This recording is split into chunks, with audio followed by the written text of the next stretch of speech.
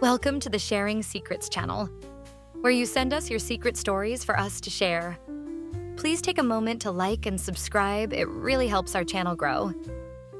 Tonight's episode is about a couple whose relationship was on the rocky side of things, so they decided to book a trip on a cruise last minute, and unknowing to them, it was a swingers cruise.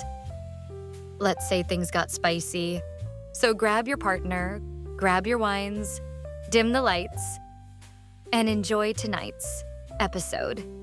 Tonight's episode is called Waves Between Us Swingers Cruise. I don't remember exactly when Rachel stopped reaching for my hand. Maybe it was around the 5th year of marriage. The routines got heavier, the silences longer. Our once electric connection had dimmed into something lukewarm. We weren't angry, we were just drifting. Like two ships in the same harbor, circling each other but never docking. When she brought up the idea of a cruise, I agreed too quickly. I figured movement, somewhere sunny and far from home, might jolt something back to life. What we didn't expect was that Eros Odyssey wasn't your average luxury cruise. I watched Rachel unpack her sundress carefully, folding it over the back of the chair in our cabin. She had that faraway look again, the one she wore during dinners lately. Absent, guarded. "This place is nice," I offered. She nodded without turning. "It's quiet." So were we. We wandered the ship that afternoon, sipping cocktails and trying to look like we were having fun. But I could feel it, this low thrum of distance between us. It made everything taste a little flat. That night, something shifted. At dinner, I noticed the way a man's hand rested on his wife's thigh across the table from us. Casual, intimate. Rachel noticed too. And then there were the bracelets, colored bands on wrists like secret signals. "I think there's something going on here," she said, eyes scanning the room. "Like what?" I asked, half knowing. She leaned closer, whispering, "Some kind of lifestyle thing." I laughed it off, but deep down, a question sparked. Not fear, not revulsion, just curiosity. The next night in the lounge, I left Rachel at the bar to hit the restroom. When I came back, her expression had changed, amused, intrigued, flushed. "What happened?" "A woman came up to me," she said. "Told me the bracelet colors mean something. Red means curious." I blinked. "What did she think you were?" She said I looked open. I couldn't tell if Rachel was freaked out or flattered. Probably both. But instead of shutting it down, she said, "You think they're all swingers?" I shrugged. "Kinda seems like it." She didn't look away from me. "What if we just watched?"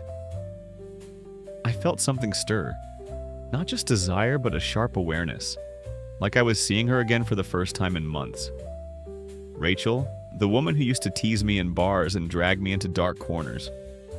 She was still in there, just buried. "Red bracelet?" I asked. She smiled. "Let's see what happens." We chose our outfits carefully. Subtle, sexy, like we weren't sure if we were walking into something or walking away from it. The lounge on deck 12 was unlike anything I'd seen. Low lighting, laughter that felt intimate, eyes everywhere but no judgment. Then we met them. Jade and Marcus. She was magnetic. Wavy hair, seductive voice, confidence that felt earned. Marcus had a calm, unshakable energy, like nothing surprised him. "New to this?" Jade asked. "Yeah," Rachel said. "We're curious." They didn't press. just welcomed us into their orbit like it was the most natural thing in the world. Over drinks, touches started to linger. Rachel's hand on Marcus's arm, Jade brushing her fingers along my thigh under the table. I kept glancing at Rachel, half expecting her to pull away, but she didn't. She looked back at me, uncertain, breathless, alive. Jade leaned toward me, whispering, "You okay?" Strangely, I was. I wanted Rachel to feel wanted, desired, and if I'm honest, I wanted to feel that too.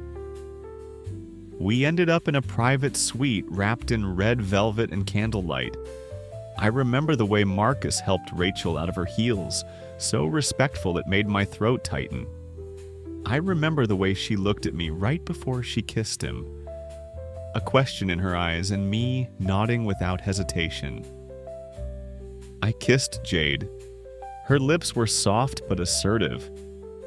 She tasted like wine and secrets. It wasn't about cheating or betrayal, it was permission. It was trust in motion. We didn't sleep with them, not fully, not yet. But hands wandered, mouths explored.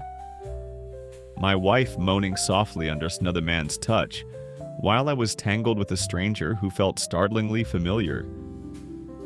It was considered what we know now as soft swap. Marcus and Jade took foreplay to a whole other level. No penetration was needed for me and my wife to reach a climax we had never experienced before. Watching my wife lusting and sexually satisfied by another man, it should have broken me. Instead, it lit something in me I thought was dead. We promised we would see them again before the cruise was over. We needed to talk and collect ourselves. The walk to our cabin was quiet but full of excitement. Rachel collapsed on the bed, eyes wide, breathing hard. I laid beside her, unsure if I should speak first. Then she turned to me. "That was insane." I laughed, heart racing. "Yeah, are you okay?" She nodded slowly, then looked at me like I was someone new. Or maybe like I was someone she hadn't seen in a long time.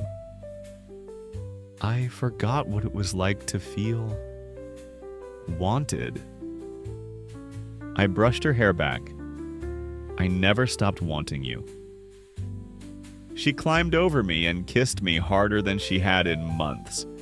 When we made love that night, it wasn't about proving anything. It was rediscovery. Raw, breathless, urgent. We didn't need someone else to fix us, but they reminded us what we were capable of. The morning after we drank coffee on the balcony, wrapped in a shared silence that felt warm, not cold. Rachel leaned on my shoulder. "What does this mean for us?" "I think it means we don't sleepwalk anymore." She smiled. "Deal." I kissed her forehead and looked out at the horizon. Open, endless, and entirely ours. Welp, that's the end of tonight's episode. After hearing this story, I have a feeling that their relationship was very vanilla. I say was because there's nothing vanilla about what happened the next night. Yep, you heard me correct. I had to cut this story short because the details was very graphic and not very YouTube friendly. But if you would like me to post the second part to this story, write part 2 in the comments and I would take the time to edit it the best I can. Also, please, if you have any ideas for the channel or any suggestions that can make this channel better, please leave in the comments. If you would like your story to be shared on our channel, send it to sharingsecretschannel@gmail.com. Don't forget to like and subscribe. See you on the next spicy episode.